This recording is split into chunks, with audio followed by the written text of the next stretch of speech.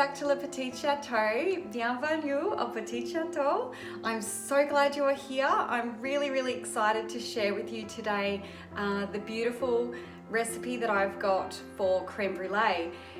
It's a lovely old recipe that comes from a beautiful cookbook my parents brought back from France for me. And this one actually doesn't call for cream. A lot of recipes out there use cream, and this one you can make just using milk. So this recipe actually originates from the Roussillon region, and it is one that you can use as a family dish. You can put it in an earthenware sort of oven-proof dish, and you can actually toast the top in the oven. You don't have to go out and get a blowtorch, and it's a beautiful, simple recipe really. It's just broken up into stages, so I'll go through that with you now. The first stage involves basically creating the flavour infusion that you want to have in your creme brulee. Again, I love recipes that you can create and make your own variation of flavour, and creme brulee actually is able to allow for that. So today we're going to use lemon, orange, vanilla and cinnamon. I have the photo of what you will require. I haven't gone ahead and cracked all the eggs because, like I said, this is a staged preparation, and if you have the chance to do this the day before, your flavour infusion will be a lot more intense. However, if not, if you just make it in the morning and let it cool for a good part of the day, then you can finish off making the dessert in the evening and it's just as good. I'm so excited, let's get started.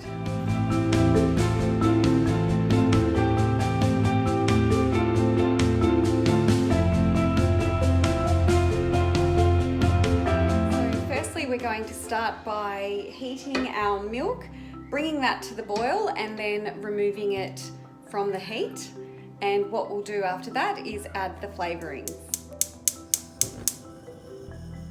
For the flavourings today, we've got the cinnamon bark and the vanilla pod. Now the recipe says you can just put the vanilla pod in directly as it is. I actually prefer to split it and use the seeds and the pod because I don't mind the little speckles in my creme brulee of showing that there's vanilla in there. As for the lemons and orange, I'm going to actually zest mine because it has a sweeter flavour.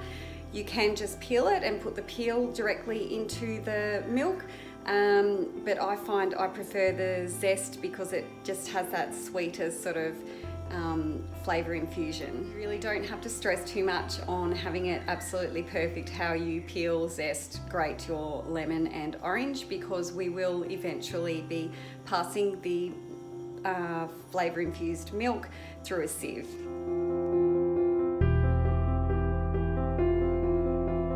So as you can see in the bowl here, I have the zest of the orange, the lemon, cinnamon stick and the vanilla pod, which I've split with a very sharp knife and scraped out the seeds, and I'm actually going to throw the rest of the pod into the milk. And our milk is done, it's boiled, so we remove it from the heat and we're going to put these in and let the flavours infuse and work their magic together.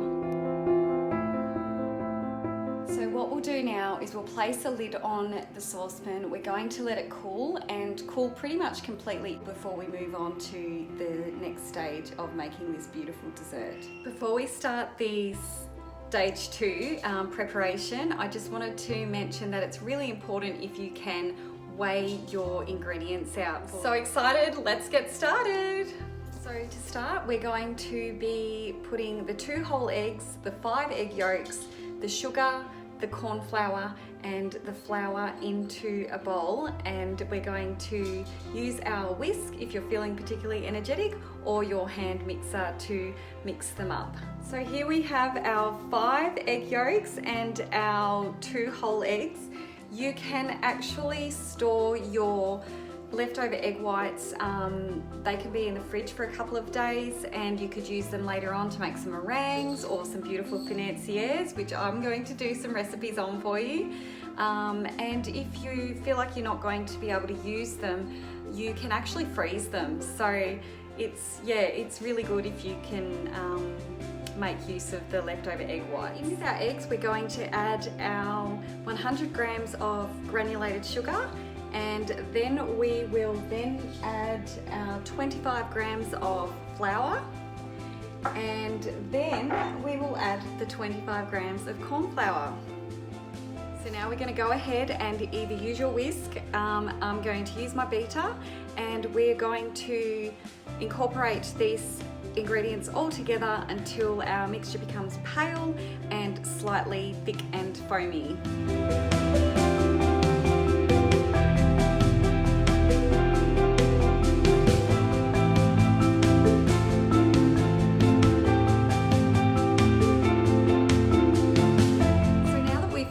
Beating our eggs, sugar, corn flour and flour, we are going to grab our milk and bring it to room temperature, and we're going to slowly sieve that mixture to remove the cinnamon bark, the pod and any of the sort of zest, and then what we'll do is slowly incorporate it, just using a whisk now, to the egg mixture.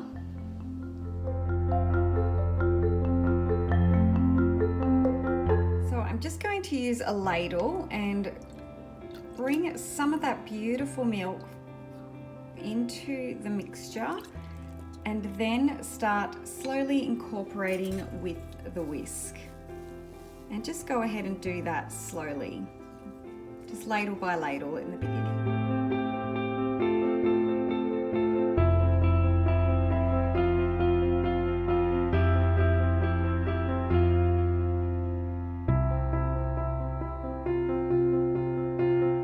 Now that we have delicately incorporated the milk, flavour infused milk mixture into our egg mixture, I like to now pass it again through a sieve just to create a more silky and smooth creme brulee. And we're going to pass that through a sieve into a saucepan, which we will then heat. We will continue to heat and continue to stir until that thickens, and then we will let it boil for probably only 1 minute and then remove it from the heat and beat. You can use a whisk for this. So I've just passed the mixture through the sieve, and I've got our saucepan ready to heat.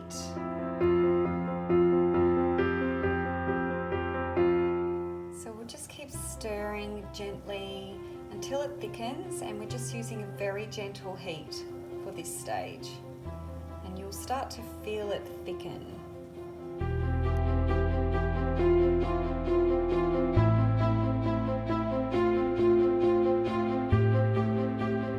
So you can see now how it's starting to thicken beautifully, and then we're going to let it boil for a minute and then whisk quite energetically.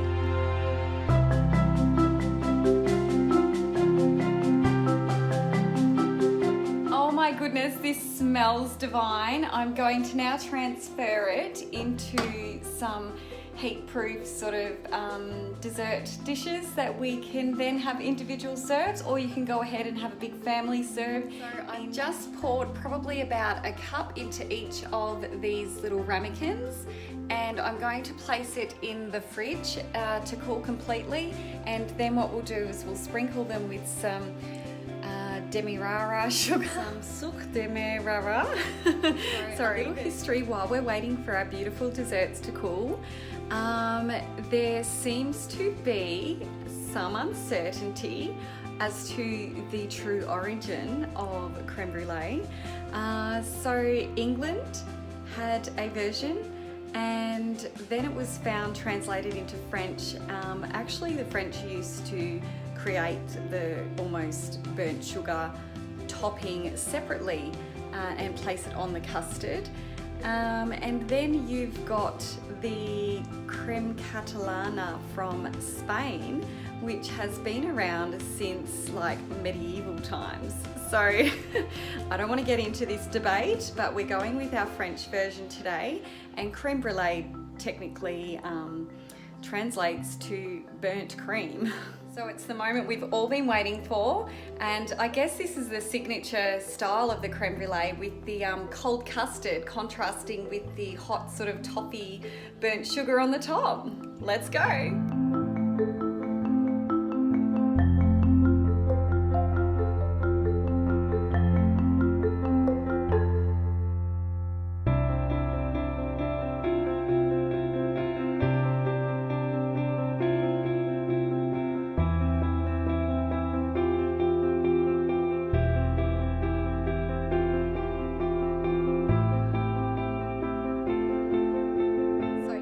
Time we are about to dig in. I hope you've enjoyed the video and the recipe we've shared with you today. I'm very excited, so let's do this. Test. There is a crust. I'm just gonna crack it. Ooh, there we go.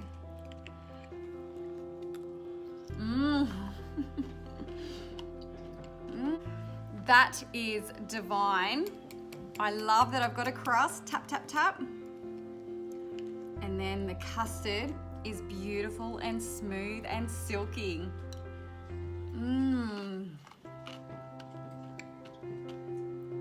Amazing. What a flavor sensation too. I love the combination. It's amazing. It's just so different from vanilla. That has such a beautiful, intense flavor, and we didn't actually leave that overnight or an extremely long part of the day, and it has turned out beautiful. So don't be put off by thinking you have to leave it overnight or allow an entire day. It actually has so much flavor. It's amazing. Absolutely love to hear your comments or any suggestions or variations you might make using this base recipe.